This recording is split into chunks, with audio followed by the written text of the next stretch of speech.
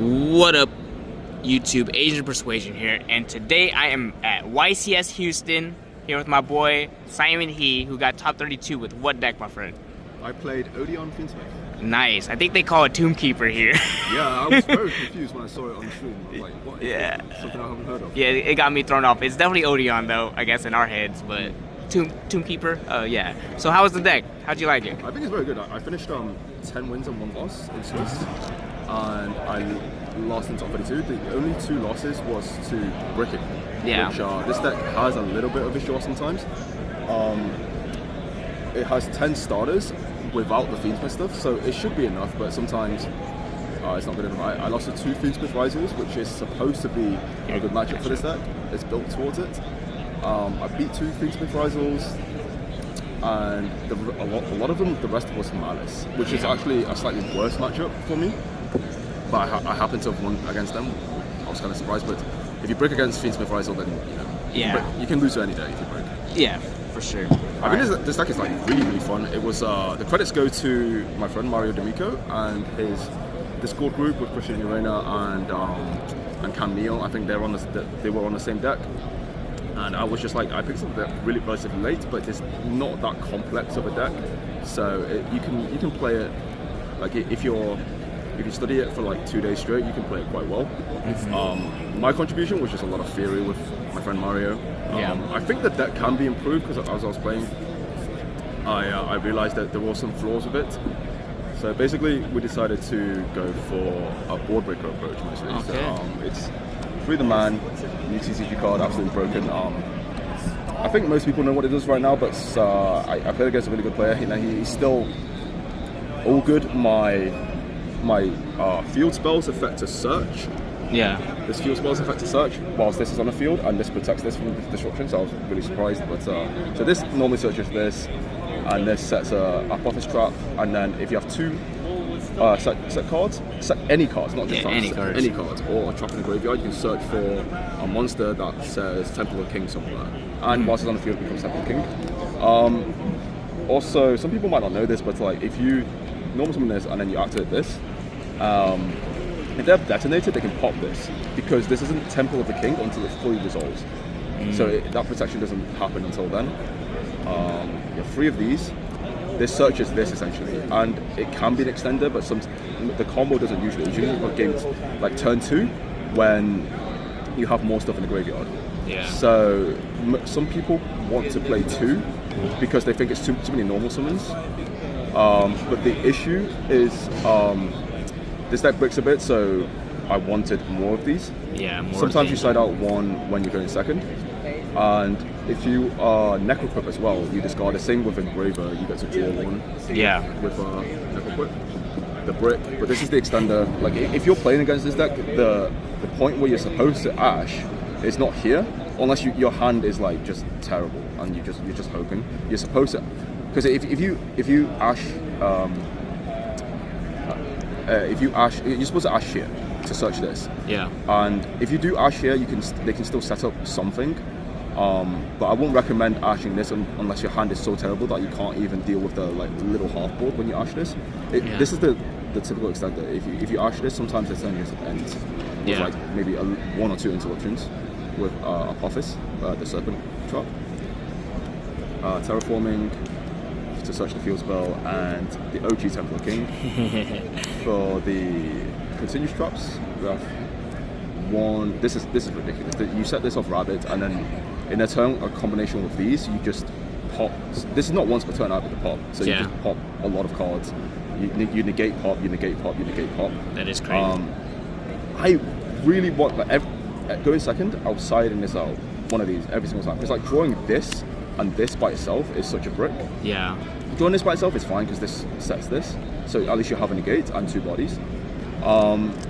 Mario didn't like siding this out going second because you have a way better crackback, but I was drawing it so much that it was just like a dead card. Yeah. If it's not in combination with something else.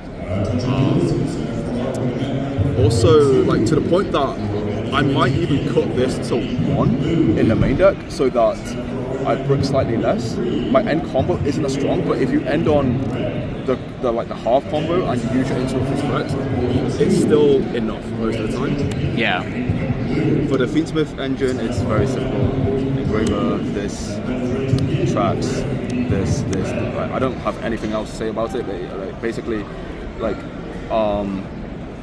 it's the best engine probably. It's a sub-engine to go with the Odion stuff. So you get your extender. One of the major things wrong with this deck is that sometimes if they negate this and you don't have an extender, you can't really play. Yeah. To the point that I was like, I really wanted to fit in things like Fenrir and a cash engine. And the issue is like I can't make it 40 there because you're still trying to get to this as much as possible, the mana as much as possible. So I couldn't fit in the cash engine. I didn't have enough time to like test that part out that I wanted to. Yeah. So yeah, this I'll show you the combo later as well. The combo is slightly different from the other Odion decks that have done well. The other cards are like cross, 3 talents. We went for a more board breaker approach, so if they hand trap us, this is like to take hand or draw into more combo pieces. And yeah, going second is pretty bad. Pretty good as well, because again, if they stop you, you talent them if you need another extender. And you're just trying to end on like rabbit or going to lose. That's why you need like the second body. Yeah. For the breakers, we chose 3 Slayers, mainly for Rizal, but like it hits everything else as well because you're playing the Fiendsmith stuff. You have like one of everything in your extra deck. That's true. And 2 Lightning Storm, 1 Harpies. Like a lot of people were playing like the evenly, but we decided to play this because you still get your battle phase, and also if they have like Desiree or something like that, it kind of triggers the it activates talents essentially in the main phase. Whereas if you evenly and it Desiree, then talents is a dead card. Yeah. So we wanted the battle phase and to activate talents.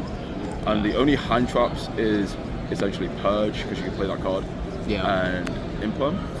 So this can be a board breaker too. I use this a lot as a board breaker instead of, because like you don't have enough hand traps, right? Yeah. So you either save this as a board breaker or you use these very, very carefully, depends on your hand, to negate the things that your hand can't deal with. Because they're ending on a half board either way. Like imperming Ice Rizal or imperming Dormouse summon and having them end their turn is just not real. It's like super risky, and if you do that and this ends up like they have a Bestial or they have an extender, you're basically -1.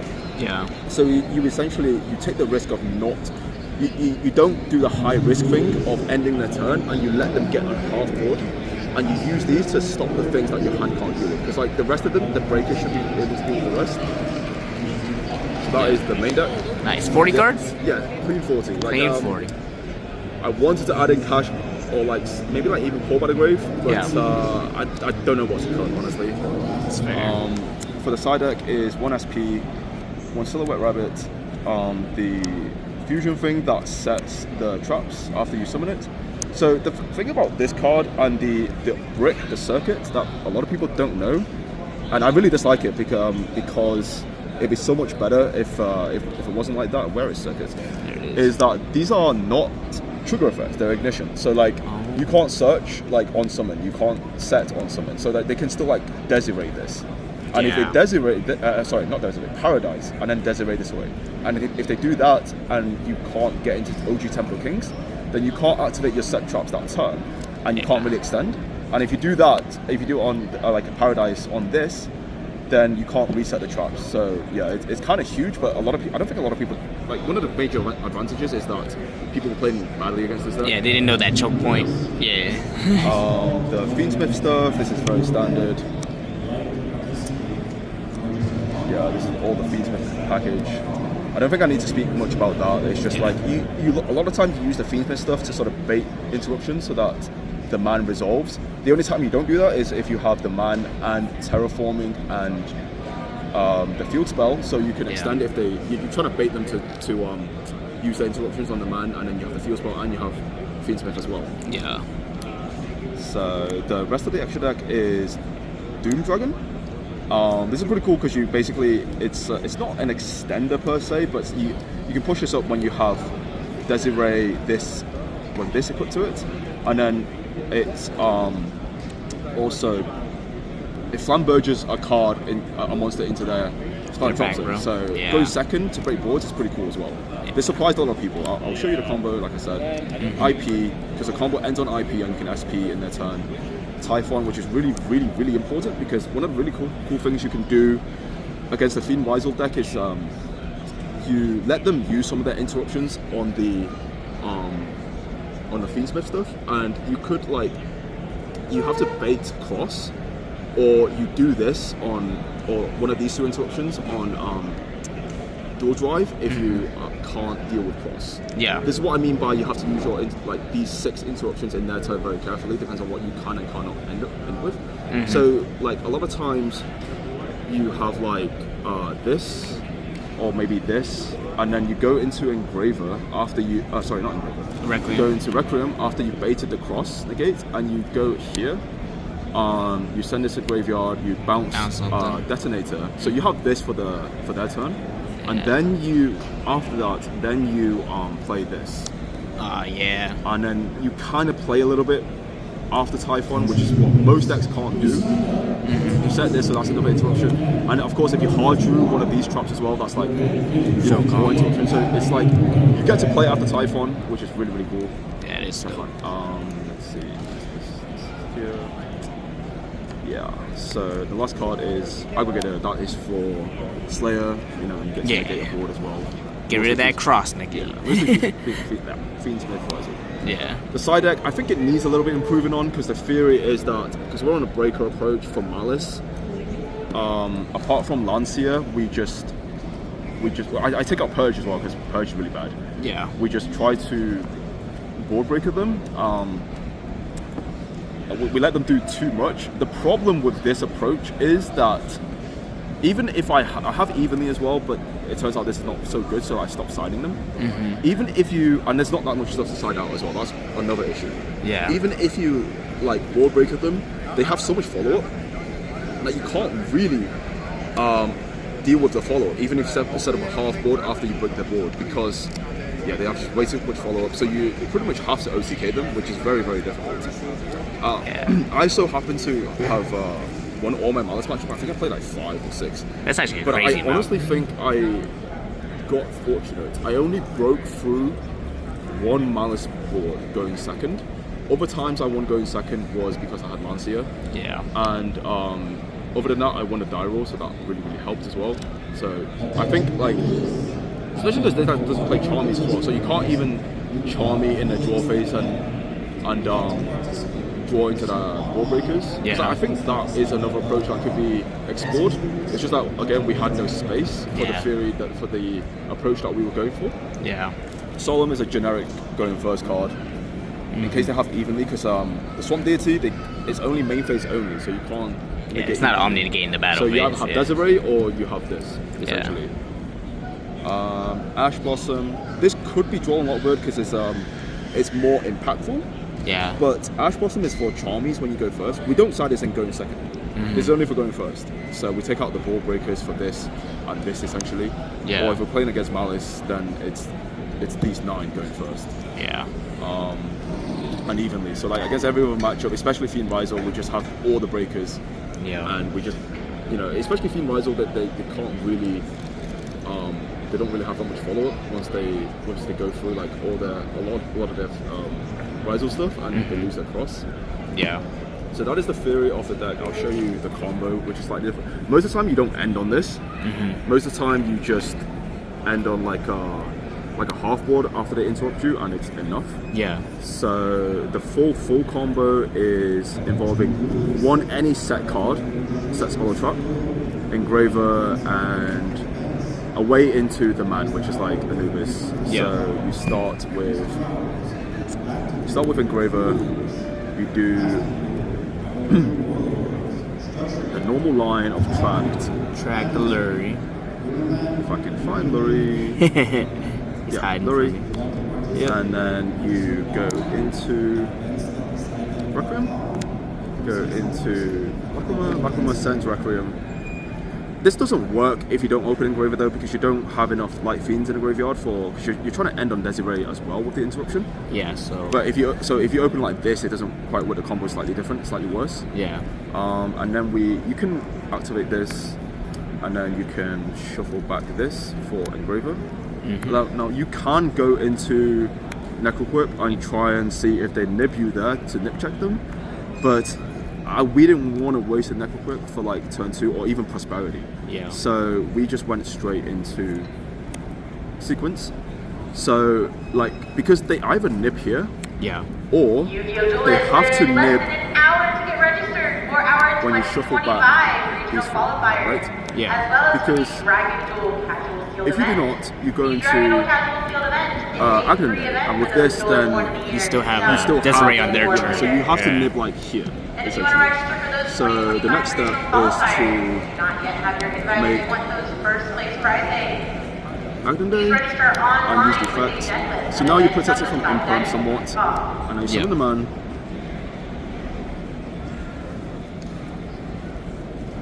Get treasures. Treasures set serpent. Ooh, serpent.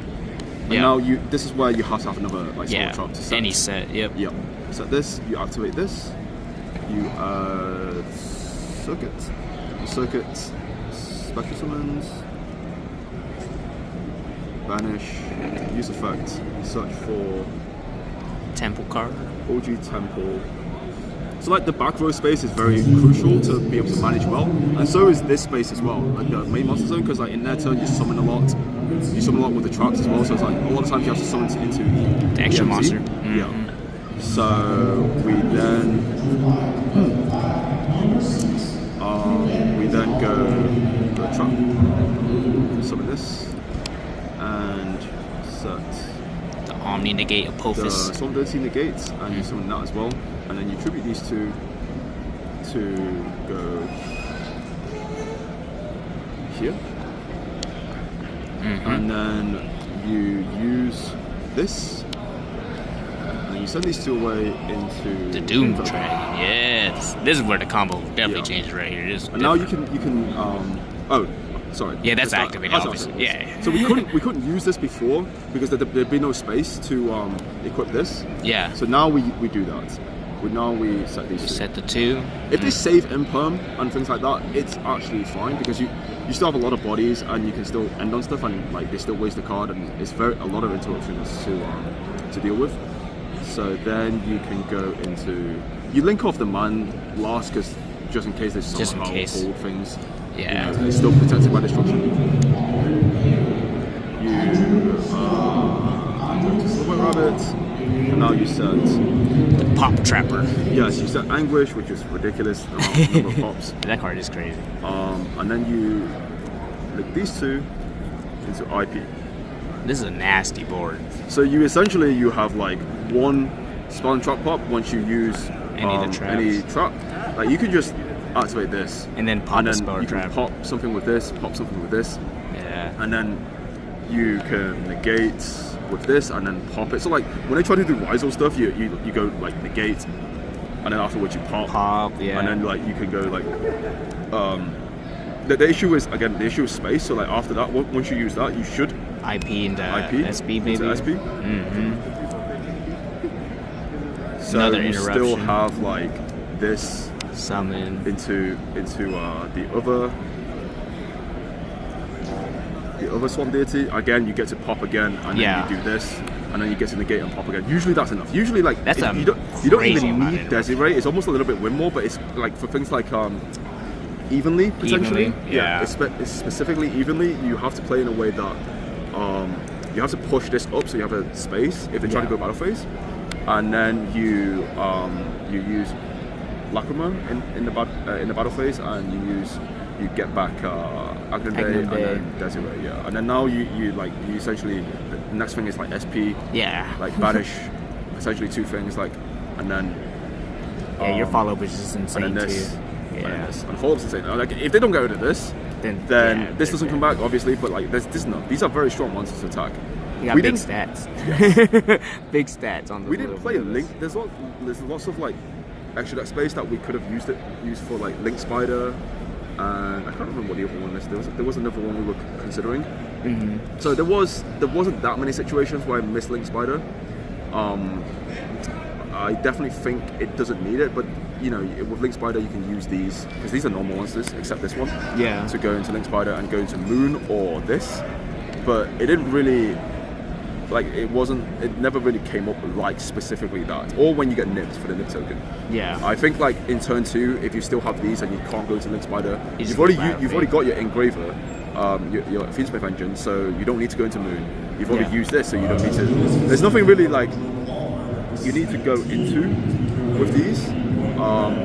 You just like attack with them. Yeah, you just beat them down at this point because they're probably down on so many resources trying to break your board, but it didn't work. They usually just see the combo so that they don't know how it works and what's aside. Yeah. And then they just scoop and go to game 2. Yeah, for sure. All right, Simon, any shout-outs you want to give? Oh yeah, of course. Like my roommates, Mario, Rico, and Tom. I had a lot of fun with it. The whole of Texas, because I love coming to Texas YCS. The barbecue is insane. Oh, so good. And we don't have that in Europe. We have barbecue in Europe, but it's nowhere near the same. Like Mario, obviously, for helping me test, and it's the score group for doing a lot of the work for building the deck. Hell yeah. Yeah. All right, well, congratulations on getting top 32, and thank you for the deck profile, brother. Cheers. Hey, yeah, I forgot to mention a few things. So the main reason we wanted to play a build like this instead of hand traps is that every Fiend Rizal and Rizal player, they're on like triple talents, 3 of them or 2 of them, or main deck 2 crossouts or 3 crossouts, like 4 buys, stuff like that. We didn't want to run into that sort of game. If you play like mirror matches, I think like most people know how to play Fiend Rizal and Rizal well by now, and there's not that much of an edge. Yeah. Whereas if we played this approach where a lot of their cards are dead, instead of playing hand traps, then it's very difficult for them to play into a deck that they don't know as well. Like, apart from Imperm, they can cross out Imperm or talents when I use talents in my turn, and they've set cross out. That's the only thing. Yeah. But they can't really ever talents look at my hand. So I've also forgot to mention that when you're going second and you're trying to break a board, this happened 2 or 3 times. So this resolves and you have Desiree here, right? Yeah. So I then, forget these, I then go into Dragon Day. And my opponent thinks I forget to use this to spin this back to pop. But usually when you do this is the only life field left. So what I do is I use Dragon Day to summon, do this, and then go into Doom Dragon. And now Doom Dragon puts something back. Yeah. So like that's another breaker in a sense. And then you go into probably Rabbit, and then you go something like chaining 1 Rabbit, chain 2 this to spin this, and then now you get rid of 2 boards, two things on the board, and then now you're setting for follow up as you're setting interruptions. Yeah. Well. So yeah, like that I did that play a lot more times than full combo, because usually the full combo, they interrupt you end up like a half combo. Yeah. So yeah, Doom Dragon was very, very good. Yeah. That makes this combo different for y'all. There y'all go. Yeah, appreciate it. Cheers.